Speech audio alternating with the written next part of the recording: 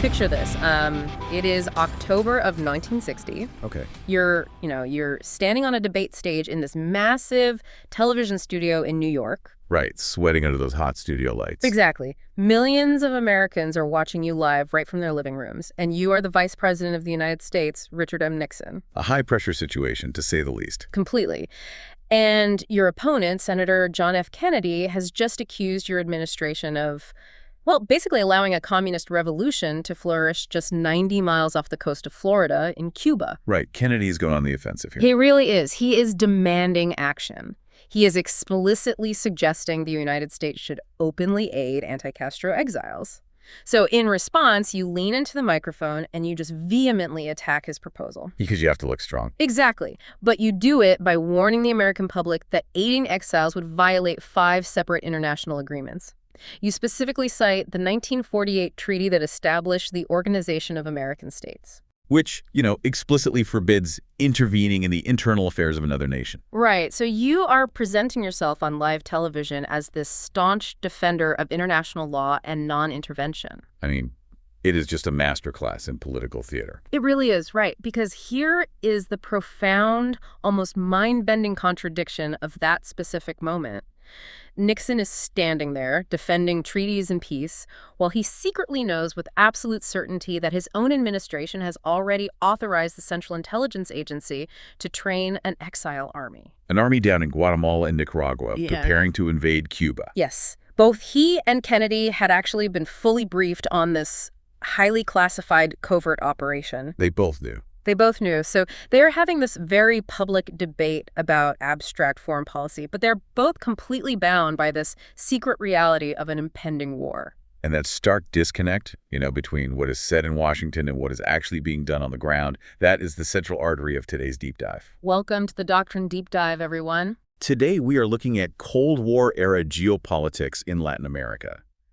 And to do this properly, to really get into the weeds, we have curated a dense, massive stack of historical documents, speeches, academic literature, and media perspectives.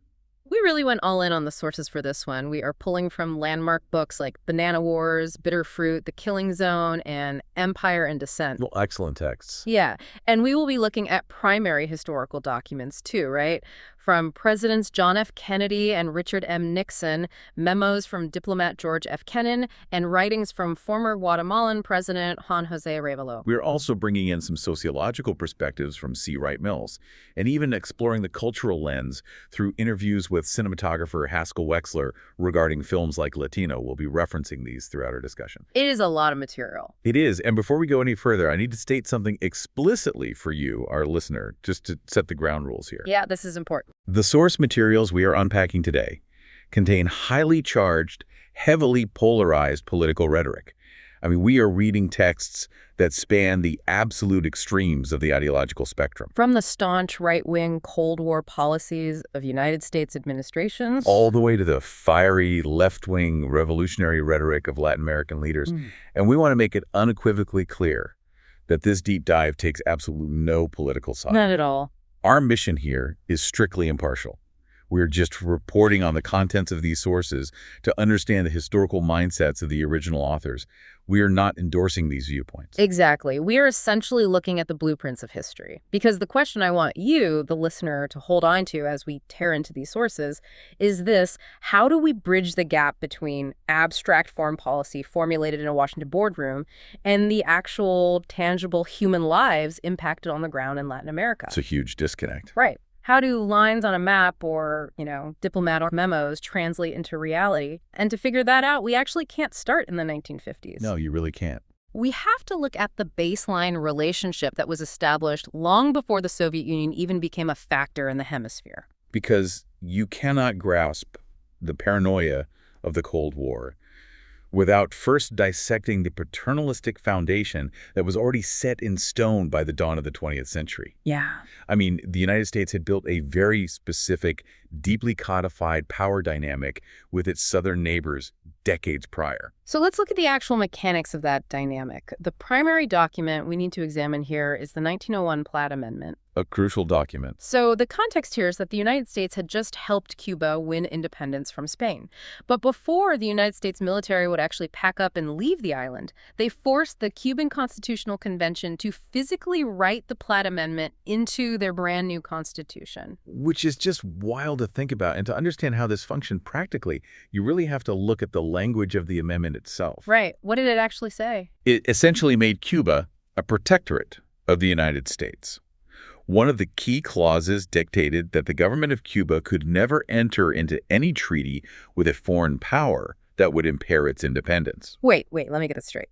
The United States mandated Cuban independence by completely stripping away Cuba's sovereign right to conduct its own foreign policy. Yeah, that is the ironclad paradox of the Platt Amendment. How did policymakers even justify that to themselves? I mean, honestly, it's like a helicopter parent. I think it's a good analogy. Like, you co-sign your adult child's apartment lease and you tell them, you are an independent adult now, but you secretly wrote a clause into the contract saying you have a key, you can decide who comes over for dinner, and you can step in to manage their finances if you think they are spending too much. That is exactly it. It is total control disguised as protection. That is precisely how it functioned. And the Platt Amendment went even further. It actually granted the United States the legal right to intervene in Cuban affairs whenever it deemed necessary to preserve Cuban independence, or to maintain a government adequate for the protection of life, property, and individual liberty. So it wasn't just a suggestion. No, it was a legal framework for perpetual military and political intervention built right into the founding document of the Cuban nation. So going into the 20th century, that is the established psychological and legal baseline for the whole region, which makes a piece of journalism from 1938 by Carlton Beals so critical to our understanding. Right. Beals wrote a piece titled Burying the Big Stick. Exactly. And this is the era of President Franklin Delano Roosevelt's good neighbor policy. Because this is long before the Red Scare, yet Beals is cutting right through the diplomatic public relations. Because Beals was a journalist who actually spent significant time on the ground in Latin America. He saw the disconnect between the lofty rhetoric of Washington and the grim reality of the people. What did he find?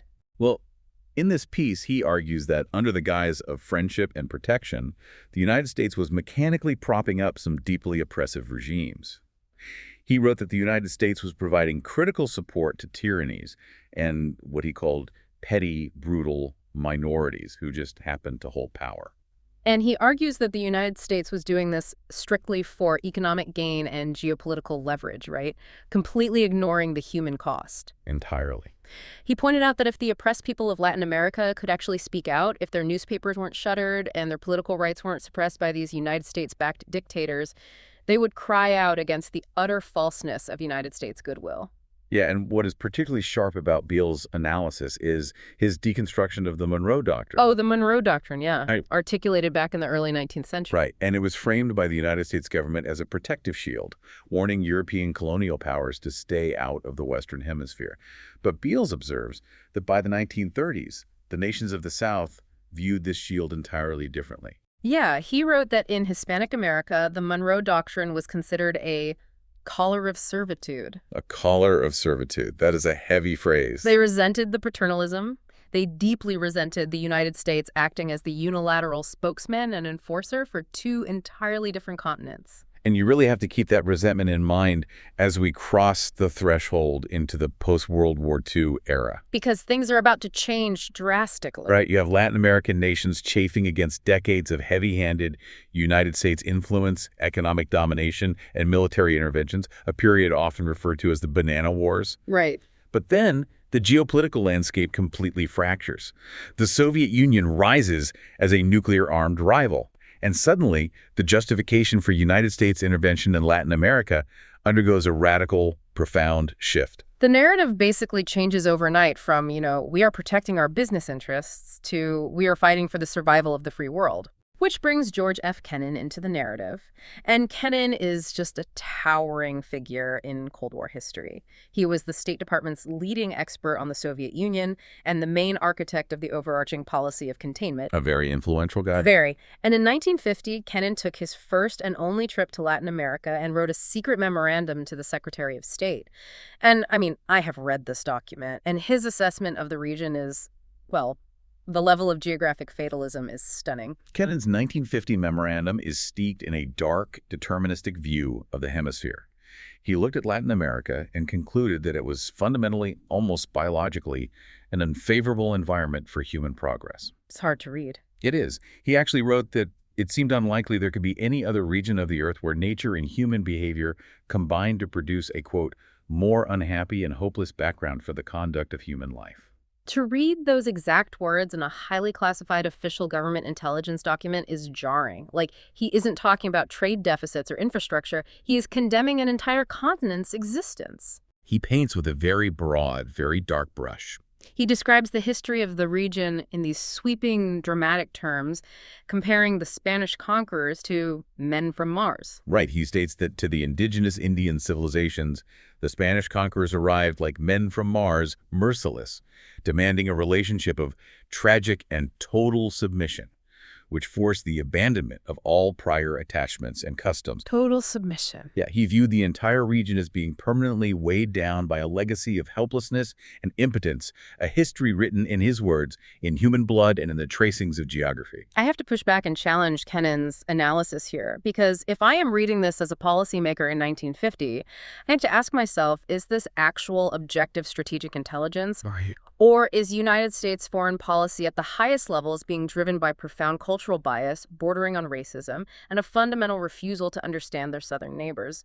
Because reading his words, it sounds less like a strategic military assessment and more like a psychological justification for why these nations are supposedly incapable of governing themselves. That is the exact debate historians have regarding Kennan. Is it? Absolutely. On one hand, his literal job was to assess the region's vulnerability to Soviet penetration.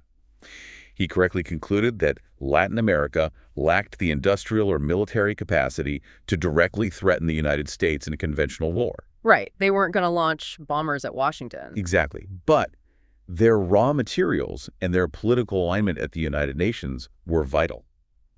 On the other hand, as you pointed out, his language reveals a deep-seated Anglo-American superiority complex. Extremely deep-seated. He viewed their political cultures as inherently chaotic and flawed, and therefore he concluded they were uniquely, dangerously susceptible to communist subversion.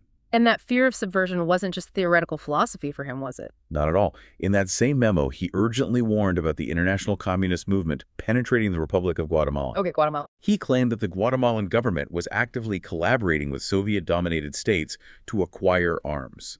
And he used this alleged collaboration to justify the need for swift, decisive intervention to stop a communist foothold in the Americas. This is where abstract policy turns into concrete action, right? Because Kennan's theoretical framework ultimately laid the groundwork for the 1954 coup. Orchestrated by the Central Intelligence Agency. Yes, which successfully overthrew the democratically elected Guatemalan president Jacobo Arbenz.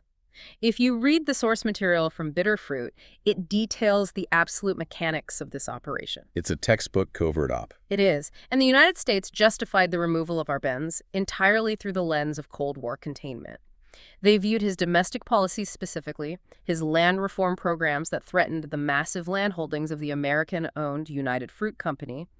They didn't view that as a domestic effort to help poor farmers. No, they viewed it as a direct gateway to Soviet domination. Exactly. They successfully equated corporate land reform with global communist conquest. But Guatemala was really just the warm-up act. Oh, absolutely. Because Kennan's ultimate nightmare, a fully realized communist state in the Western Hemisphere, materialized just 5 years later.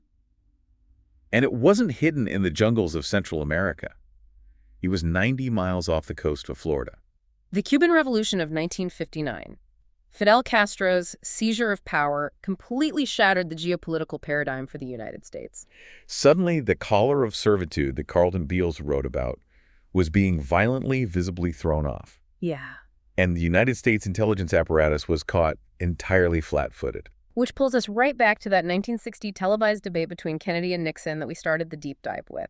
The fact that their fourth debate was entirely consumed by the topic of Cuba shows just how massive this shock to the system was. So let's dissect the rhetoric of that debate a bit more, because it reveals two very different approaches to the crisis. Let's do it. Kennedy goes on the offensive.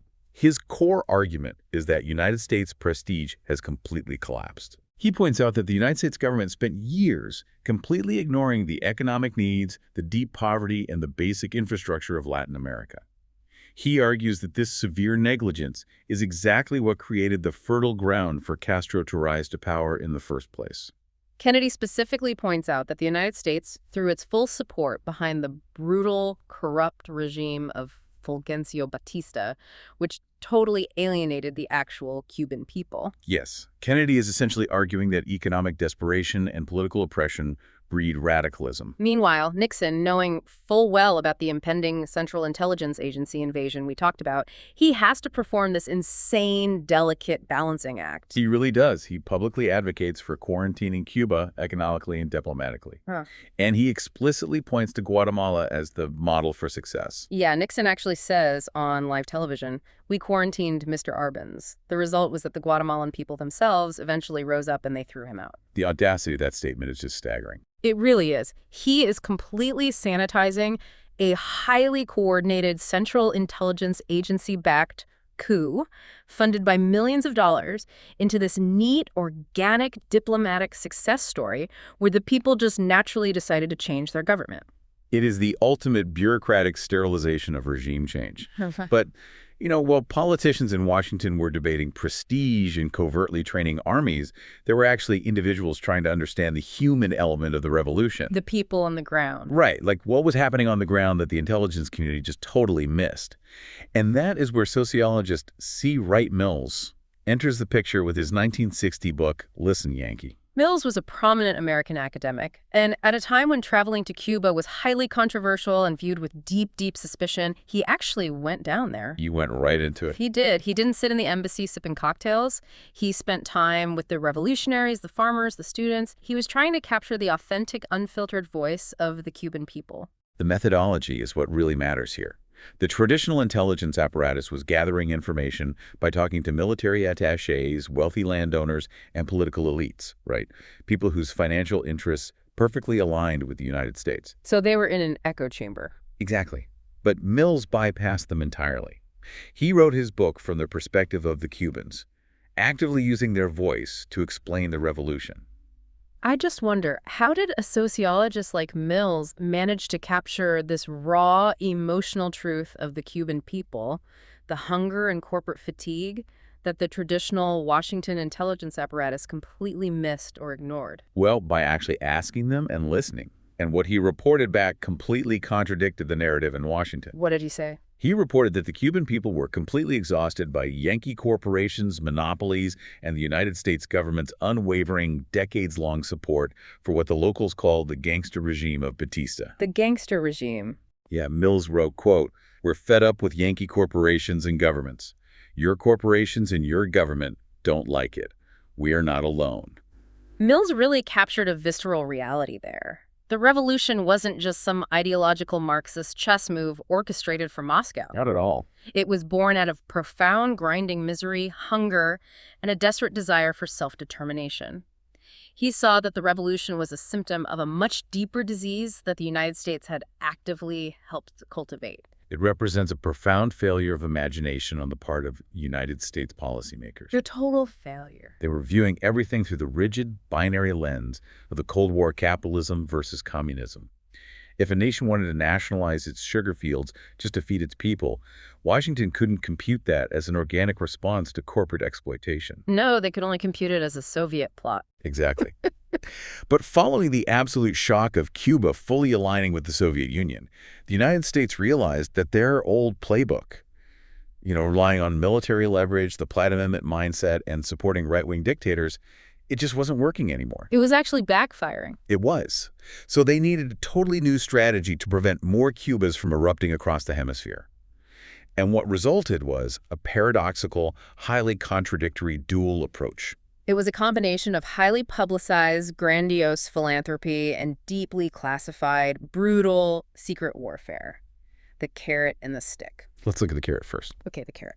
In 1961, President Kennedy introduces the Alliance for Progress. And the Alliance for Progress was a massive, ambitious initiative. Kennedy pledged $20 billion in public and private funding over a decade to help Latin America carry out sweeping social changes. $20 billion! Yeah, we're talking about funding for comprehensive land reform, tax reform, housing, education, and healthcare.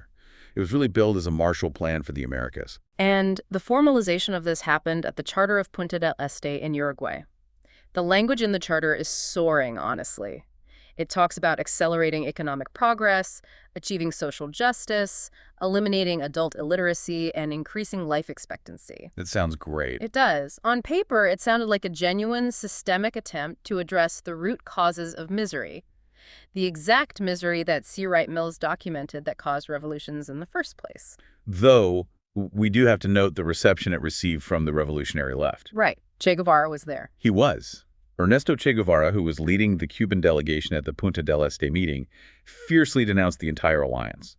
He didn't view it as philanthropy at all. What did he call it? He publicly labeled it an instrument of economic imperialism, designed purely to buy compliance and pacify the masses without actually changing the fundamental power structures. And, when you look at what the United States was doing behind closed doors at that exact moment, Guevara's skepticism seems entirely validated. How so? Because mere weeks after Kennedy announced this grand, peaceful alliance for progress, he is forced to go on television and address the American people regarding the catastrophic failure of the Bay of Pigs invasion. Operation Zapata.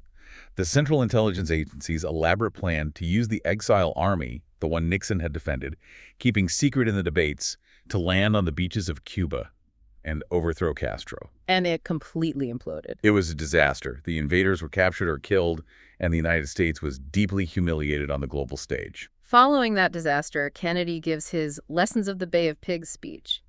And the tone of this speech is light years away from the hopeful, school-building philanthropy of the Alliance for Progress. It's a very different Kennedy. In this speech, Kennedy is grim, combative, and resolute. He states clearly that the forces of communism are not to be underestimated. He vows to combat communist subversion relentlessly. He actually says that if the nations of the hemisphere fail to meet their commitments against outside communist penetration, the United States government will not hesitate in meeting its primary obligations. Which is a thinly veiled threat of unilateral military intervention. It really is. He warns the public that the security of the nation may be lost, piece by piece, country by country. The contradiction is almost dizzying. It's like trying to put out a roaring forest fire with a garden hose in one hand. The garden hose being the Alliance for Progress, trying to build hospitals and promote literacy. Exactly. While the other hand is secretly tossing lit matches into the dry brush, funding covert operations, arming insurgencies, and orchestrating assassinations. It perfectly encapsulates the strategic dilemma of the era.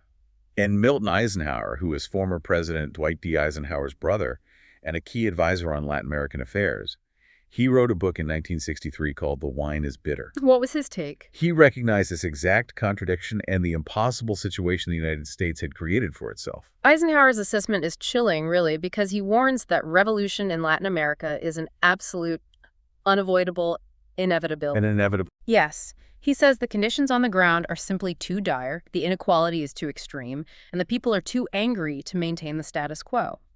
He wrote that the masses had a terrible realization that their poverty wasn't an act of God or a natural state of being, but the bitter fruit of an evil, man-made system of injustice. Precisely.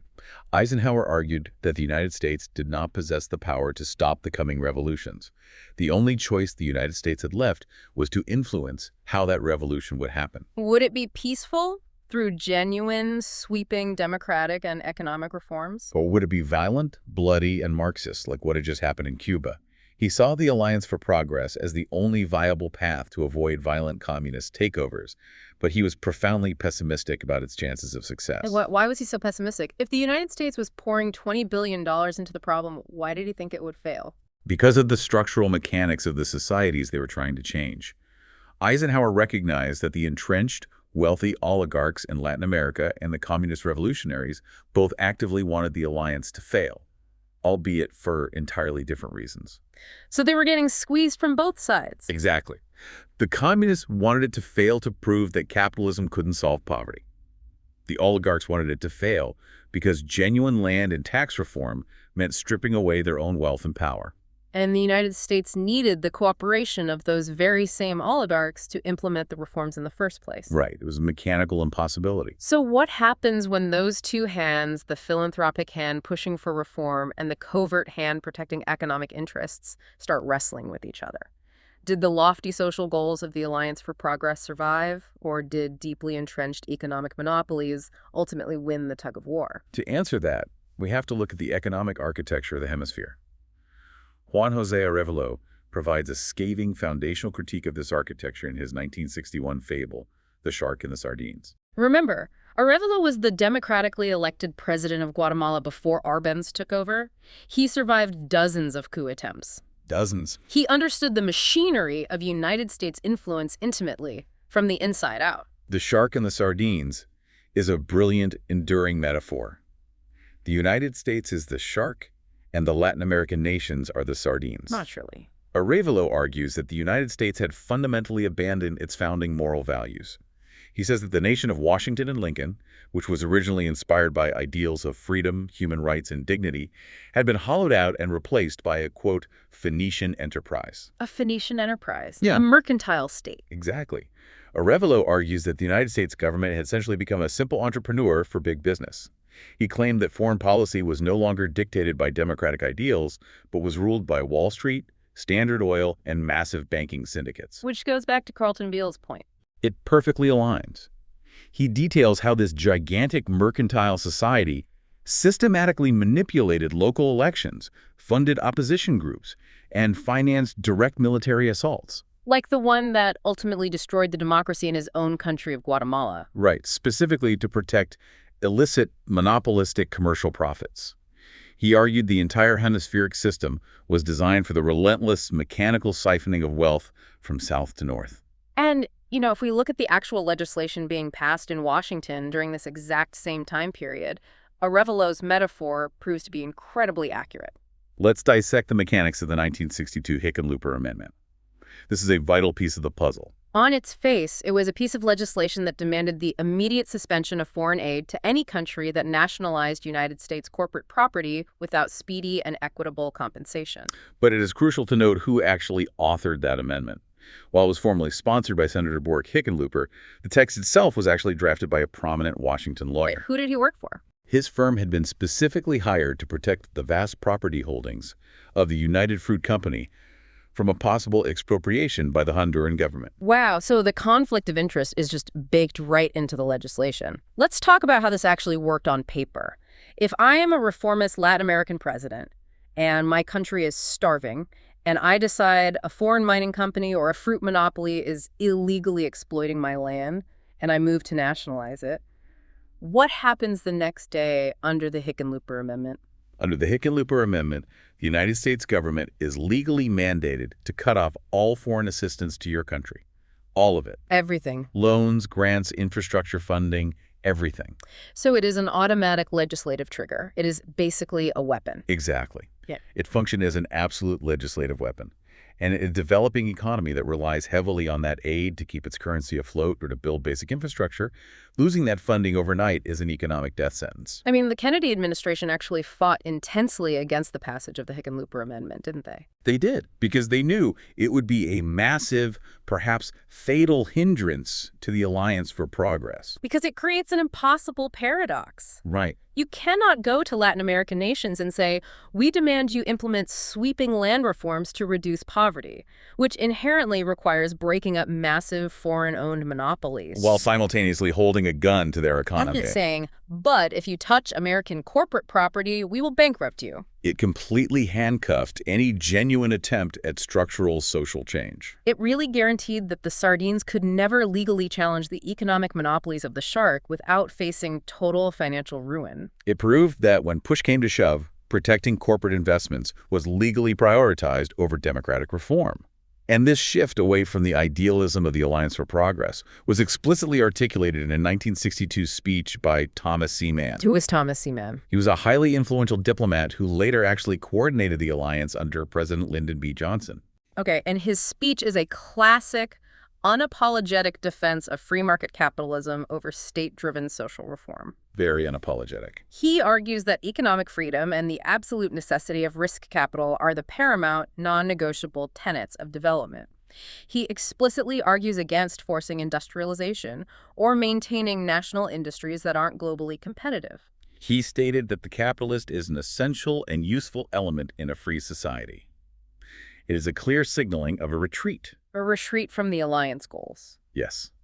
The United States was abandoning the messy, complicated, and politically costly business of trying to fix land inequity and deep-rooted poverty. Instead, they were moving back to a policy of protecting a climate of free competition, which, in the practical reality of Latin America, meant protecting the established, deeply unequal order that heavily benefited United States corporations. And as the decades progressed, this priority of maintaining order and preventing left-wing governments from seizing power evolved into something much darker. The United States shifted away from overt, public nation-building projects like the Alliance for Progress. They settled into a new, highly bureaucratic, and deeply devastating form of warfare in Central America throughout the 1970s and 1980s. Which brings us to a fascinating document from 1986, a Department of Defense report on a new doctrine they called low-intensity conflict. The terminology here is everything. It really is. In the early 1980s, the United States was deeply entangled in Central America. They were heavily backing the right-wing government in El Salvador against left-wing insurgents and simultaneously funding the Contras in Nicaragua to overthrow the socialist Sandinista government. But they weren't sending in battalions of American troops. No. The Department of Defense realized they were not fighting conventional wars with armored divisions and clear front lines, so they commissioned a study to define and manage this new type of warfare. And the report defines low-intensity conflict as a, quote, limited politico-military struggle to achieve political, social, economic, or psychological objectives. Very clinical. Extremely. It officially encompasses insurgency, counterinsurgency, terrorism, counteraction, and psychological operations. And strikingly, the report candidly admits that the United States government was fundamentally unprepared and inadequately organized to cope with this murky, non-traditional type of conflict. They viewed it as ambiguous warfare. It was defined by being confined to a specific geographic area and characterized by constraints on the types of weaponry and tactics used. But what we absolutely must understand is that the term low intensity is a masterful bureaucratic sterilization of horrific violence. Oh, totally. It is an analytical category created in a safe, air-conditioned room in the Pentagon to describe a war that simply isn't a nuclear exchange with the Soviet Union. Right, and to understand the profound danger of that sterile terminology, we have to look past the military doctrine and examine the brutal reality on the ground. For that, we turn to a powerful, harrowing account from former United States Attorney General Ramsey Clark. Describing the 1989 United States invasion of Panama, known as Operation Just Cause, the stated goal was to remove the Panamanian leader, Manuel Noriega. Clark's testimony cuts through the military jargon like a knife. He visited Panama shortly after the invasion took place. What did he see? He describes the absolute wholesale devastation of the El Chorrillo neighborhood in Panama City. He notes the terrifying irony of the United States military testing brand new high-tech weaponry, specifically the F-117 Nighthawk stealth fighters, in densely populated, poor civilian areas. Dropping bombs on neighborhoods. Clark paints a vivid, terrifying picture. He asks the reader to imagine being a civilian in a poor neighborhood, living in a high-rise apartment building. Suddenly, the power is cut. It is pitch black. That's terrifying. And then, without warning, you hear the deafening roar of helicopters, the impact of rockets, and the relentless sound of heavy-caliber automatic gunfire tearing through the walls. He describes a massive physical assault of stunning, overwhelming violence directed at a civilian center. And his account focuses heavily on the uncounted Panamanian civilian casualties. Yes, he talks about visiting a place called the Jardin de Paz, a peaceful cemetery where he discovered mass graves. The mass graves. He describes measuring an unfilled trench meant for civilian bodies that was 18 feet wide and 120 feet long. Based on his observations and interviews on the ground, he estimated that thousands of civilians died in the crossfire. A number that completely contradicted and dwarfed the heavily minimized official military reports released in Washington.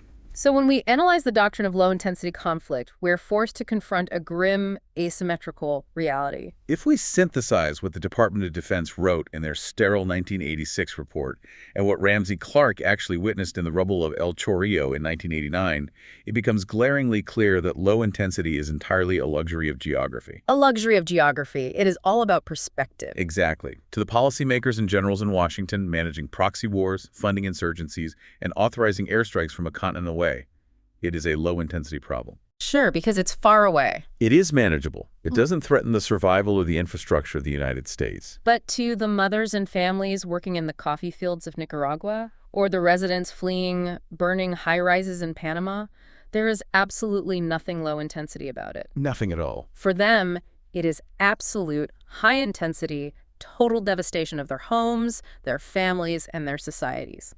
And the fallout of these military and political interventions didn't just evaporate when the Cold War ended and the Soviet Union collapsed. No, it didn't. The infrastructure of control and intervention established during those decades didn't disappear. It just morphed. It evolved into new, sophisticated forms of modern economic extraction.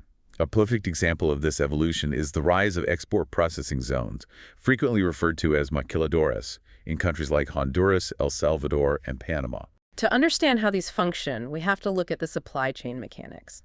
These are specific, legally defined geographic areas within a developing country where foreign companies can import raw materials, manufacture goods using local labor, and export the finished products without paying standard host country taxes, tariffs, or adhering to strict labor regulations. The source material details how the entire profitability of these zones relies fundamentally on maintaining an incredibly cheap, compliant labor force.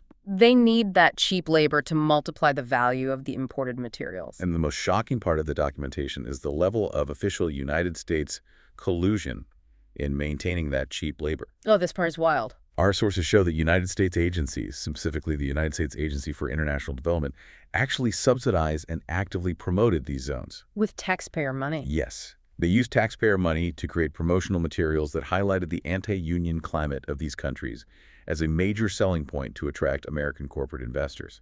They were actively advertising the repression of workers. And the human rights reports detailing the conditions inside these zones are just bleak. They describe a mechanical reality of brutal anti-union repression. Workers face miserable, unsafe conditions. The reports detailed the tactic of dispersion, breaking large factories into smaller submaquilas, specifically to prevent workers from organizing a union. They also document the extensive use of blacklists shared among factory owners to ensure that any worker who attempts to organize is permanently prevented from finding work in the zone. And in extreme cases, the reports document outright violence and death threats against labor organizers by private security guards. It is the Hickenlooper Amendment mindset, modernized. That's exactly what it is. The economic system, protected by decades of military intervention and political manipulation, continues to prioritize capital extraction and corporate profit over basic human dignity. Which leads us to a crucial question of perception. If this is the reality of the policy, how do Americans culturally process all of this? Right, how do we perceive a region that we have been so heavily involved in shaping? To explore that cultural lens, we turn to our final piece of source material, an interview with the legendary American cinematographer Haskell Wexler. Wexler is a fascinating voice to bring in here. Yeah. He directed a film in 1985 called Latino. And he didn't film it on a soundstage in California, right? No, he actually went and filmed it in active conflict zones in Nicaragua during the Contra War. Wow. He saw the violence firsthand. He had a profound, critical understanding of how media shapes political reality and public perception. So what did he have to say in the interview? He offers a sharp critique of how Hollywood, and by extension American media, portrays violence. To illustrate his point, he specifically references the film Colors, a movie about gang violence in Los Angeles. Oh, yeah, I know that one. He was deeply disturbed by the film because it only showed the exploitable surface of the issue, the shooting, the tough guy posturing, the drugs, the police raids. It was violence as spectacle. Exactly. But Wexler pointed out that the film completely, utterly ignored the political and economic reality of why the violence was happening in the first place. It provided zero context. Zero. It didn't address the systemic poverty, the lack of jobs, the failing schools, or the historical disenfranchisement of the communities involved. Yeah. He just offered raw violence as entertainment, entirely divorced from the restraint of conscience or historical understanding. And Wexler's critique of cinema is so vital because it applies directly, perfectly to how the United States views Latin America as a whole. It's a perfect parallel. The American news media constantly presents the violence, the coverage of the drug cartels, the political unrest, the caravans of migrants at the border, but it almost never provides the context. It strips away the history. It is a perfect mirror. The lack of context in our cinema perfectly mirrors the lack of historical context most Americans have regarding their own country's relentless interventions in Latin America. When we see a crisis on the news, we are seeing the symptoms. But because the history has been sterilized, we are completely blind to the disease that we spent a century helping to engineer. We see the migrants, but we don't see the legacy of the export processing zones. Or the devastation of the low-intensity conflicts. Or the economic strangulation of policies like the Hickenlooper Amendment that destroyed their local economies. This brings us to a point where we need to step back and look at the massive, complicated journey we have just taken through these documents today. We've covered a lot of ground. We started at the dawn of the 20th century, examining the paternalistic legal control mechanisms of the Platt Amendment, which literally dictated sovereignty to Cuba. Then we moved into the ideological battlefield of the Cold War. We dissected the geographic fatalism and cultural bias of George F. Kennan and explored the absolute panic caused by the Cuban Revolution, which led to the fascinating, deceptive public debates between Kennedy and Nixon over covert operations. Right. And then we examined the deep, mechanical contradictions of United States policy, how the lofty, unrealized promises of the Alliance for Progress clashed violently with the covert operations of the Central Intelligence Agency and the relentless defense of corporate monopolies. We unpacked Arevallo's warning of the shark and the sardines. We exposed the legislative weapon that was the Hickenlooper Amendment. And finally, we confronted the grim, sanitized reality of low-intensity warfare that devastated communities in Panama and Nicaragua, ultimately laying the groundwork for the modern exploitation of export processing zones. It is a history of immense complexity.